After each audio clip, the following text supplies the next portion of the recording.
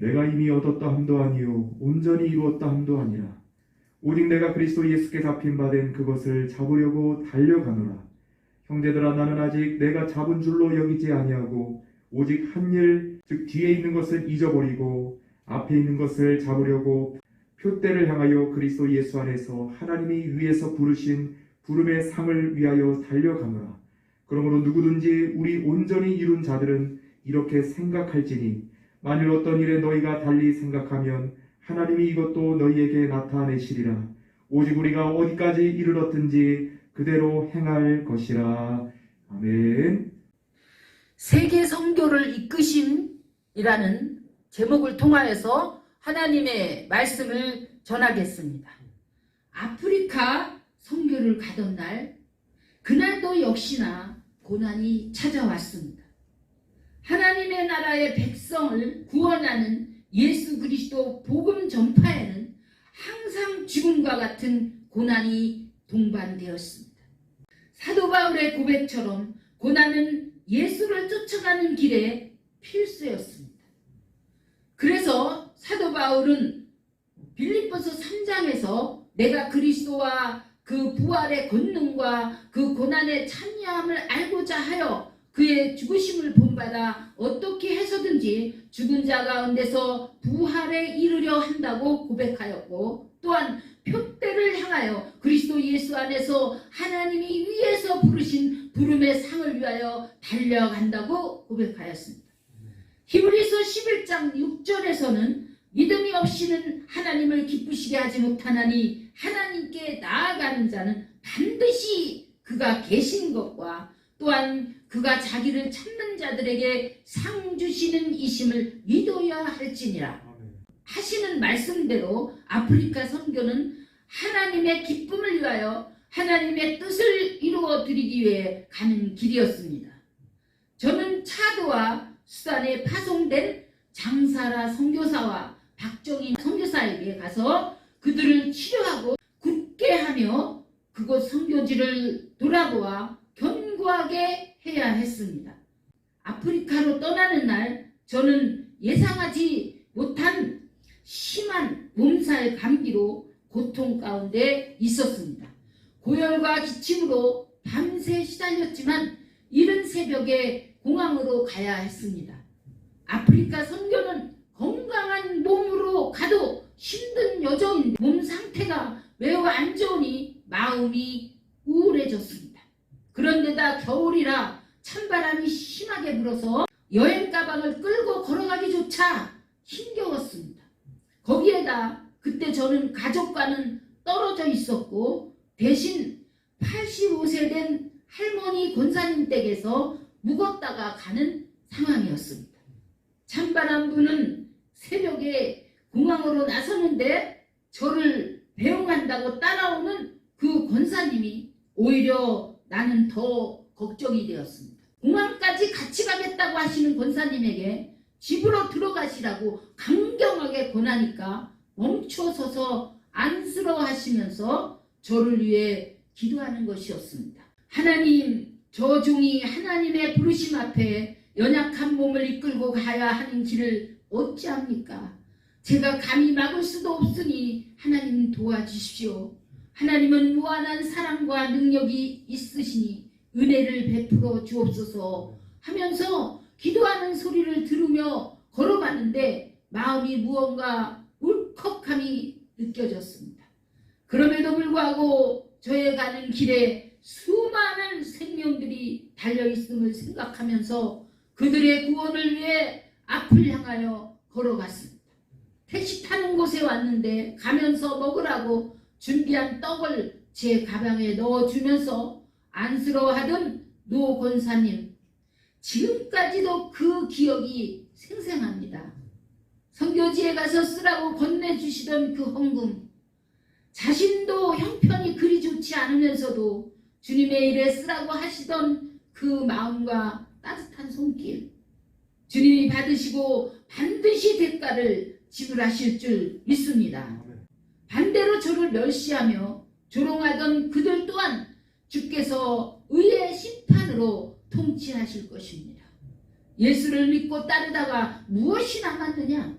꼴 좋다, 아무것도 없는 것이 말만 잘한다 등등으로 저를 괴롭게 하던 그들, 그러나 저는 하나님 말씀만을 의지하고 이기며 나아갔습니다.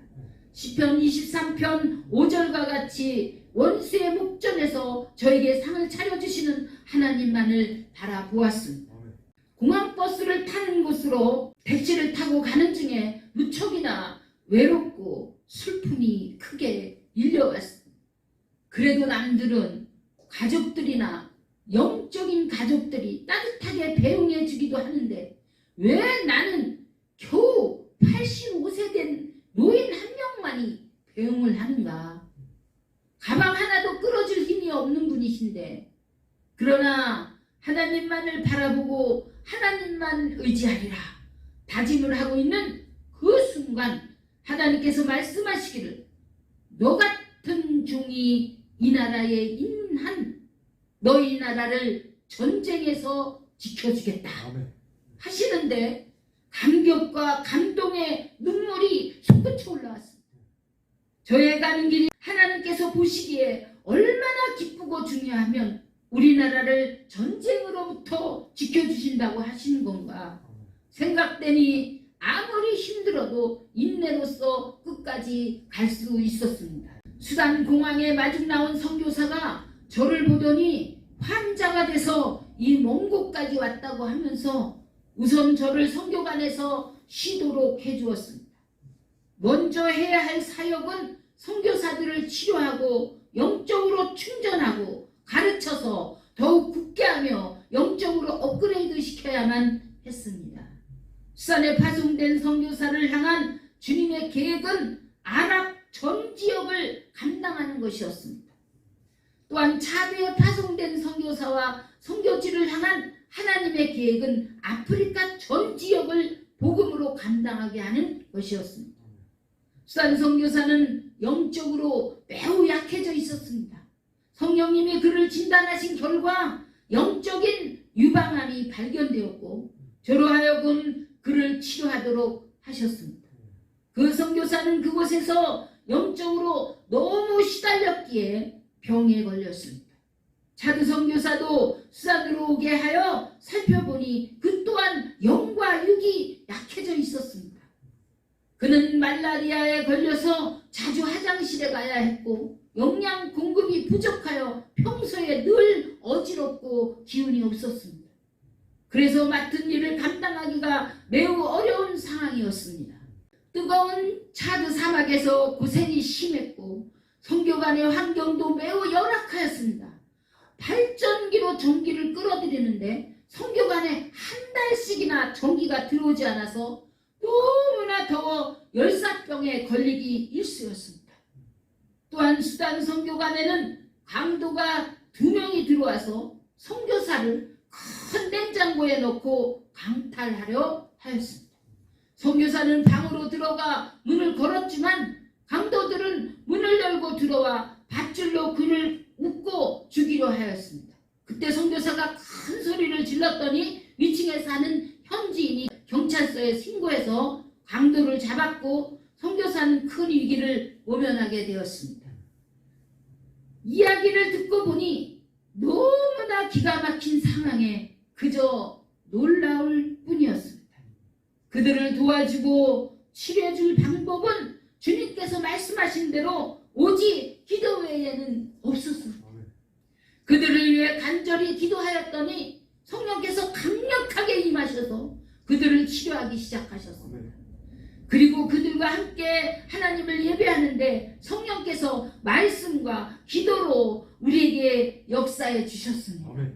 예배 중에 그 선교사들을 죽이려고 하는 사단의 정체가 드러났고 주님께서 권능으로 사탄을 물리쳐 주시니 그들의 영육이 회복되었습니다. 너무나 중요한 2명의 선교사가 선교지에서 죽기 직전까지 갔기 때문에 성령 하나님께서 저를 그곳에 그들을 위해 보내셨다는 것이 이해가 되었습니다. 이 일이 있은 후 우리는 선교 현장을 가야 했는데 그곳은 차를 빌려서 타고 5 내지 6시간을 가야 했습니다. 선교지 한 곳은 차를 3번 갈아타고 들어가는 오지마을이었습니다. 버스에 탑승했는데 너무 뜨거워서 차에 살이 닿으면 될 것 같았습니다. 날씨가 영상 40에서 50도나 되었고 에어컨이 없어서 숨이 막혔습니다. 꼭 지옥과 같았습니다. 더 깊은 오지로 들어가는데 버스는 없고 트럭으로 가는 곳이라서 짐을 싣는 곳에 많은 사람들이 매달려 가야 했습니다. 사막의 모래바람이 눈에 들어올까봐 얼굴을 가리고 갔습니다. 아프리카 오지에 가서 복음을 전하고 말씀을 가르치고 죽을 만들어서 먹이며 가지고 간 옷과 물품들을 나누어 주었습니다. 이 모든 것이 주의 말씀에 순종하는 것이었습니다. 그곳에 유치원을 세워서 지속적으로 아이들을 가르쳤더니 많은 열매가 맺혔습니다. 또한 전쟁 중에 난민들이 모여있는 난민촌으로 들어가서 그들과 함께 하나님을 예배하였습니다. 난민촌 사람들은 찬송을 얼마나 뜨겁게 부르는지 온몸에 땀이 흘러내리도록 온몸과 마음을 다해 하나님을 찬양하였습니다. 하나님께서 이사야 43장 21절에서 말씀하시기를 내 백성들을 찬송케 하라 하신 말씀대로 찬송의 옷을 입은 듯 했습니다. 선교사가 그들에게 복음을 전하고 있는 모습을 보는데 저는 그 선교사가 영국의 여왕으로 느껴졌습니다. 그때 주님께서 말씀하시기를 그가 하늘에 크게 빛나는 별과 같이 영원히 빛나게 될 것이다 하셨습니다. 이는 계시록에 약속한 광명한 별을 주리라 하신 말씀이었습니다. 그 선교사의 빛나는 모습은 사탄이 지배하는 세상을 이기고 악한 것을 이기고 자신을 이기며 승리하는 모습이었습니다. 그곳에서도 유치원을 세우고 지속적으로 집회를 열었는데 여러 군데 유치원이 더 세워져서 주님의 나라가 확장되는 것을 볼 수 있었습니다. 수도가 설치된 장소를 빌려서 복음 전하는 선교관으로 쓰면서 물을 받아갈 수 있도록 개방하였더니 사람들이 줄을 서서 물을 받으러 왔습니다. 영양죽을 만들어 나누어 주는 날은 수많은 사람들이 새벽부터 몰려와서 관리자를 세우지 않으면 통제가 안 됐습니다. 수단에 있는 선교사의 사택은 매우 위험하여 안전을 위해 주님께 기도하였습니다. 그랬더니 수단에 한인협회 회장이 선교사를 도와주었습니다. 그 이후 선교사는 한국에서 온 대우건설의 직원들을 위해 지어놓은 아파트로 이사하게 되었습니다. 그 아파트에는 경비실과 경비원들이 입구에 있어 안전하였습니다. 또한 한인협회 회장은 대우건설의 이사였는데 한국 곳곳에서 이 선교를 협력할 수 있도록 도와주었고 대사관에도 연락하여 여러 가지로 어려울 때마다 힘껏 도와주었습니다. 저는 수단에 가서 그분을 만나 정중히 감사의 인사를 드렸더니 오히려 그분이 저에게 어떻게 한국에서 이 귀한 일을 하는지 놀랐다고 하였습니다. 저는 그분에게 말하기를 한국에서 우물이 작아 퍼내는 것이 미약했습니다. 물이 고이기도 전에 퍼내느라 바가지가 다 닳았습니다. 하며 웃었습니다. 그랬더니 그분은 선교사를 위해 더 큰 우물을 연결해 주었고 더욱 힘있게 선교할 수 있도록 도와주었습니다. 유럽과 세계 각국의 방송국에서 그곳으로 찾아와 촬영하려 했지만 선교사와 우리는 드러낼 수 없었기에 그것을 피하였습니다. 우리의 얼굴이 알려지면 원수들의 목표물이 될 수 있었기 때문에 주님께서는 우리에게 드러내지 말라 하셨습니다. 지금은 증거하라 하셔서 조금 드러내는 증거를 하는 것입니다. 주님께서 말씀하시기를 너희의 수고가 하늘에 기록되는 것으로 기뻐하라. 하늘의 상이 크도다 하셨습니다. 우리는 오직 이 말씀을 붙들고 더욱 주님께 순종하기로 결심하였습니다. 많은 시간이 지났고 인내로써 결실을 맺어 각국의 현지인들이 주님의 제자로 세워졌습니다. 네. 지금도 그 제자들을 통하여 아프리카의 복음 전파가 지속적으로 이루어지며 진행되고 있습니다. 네.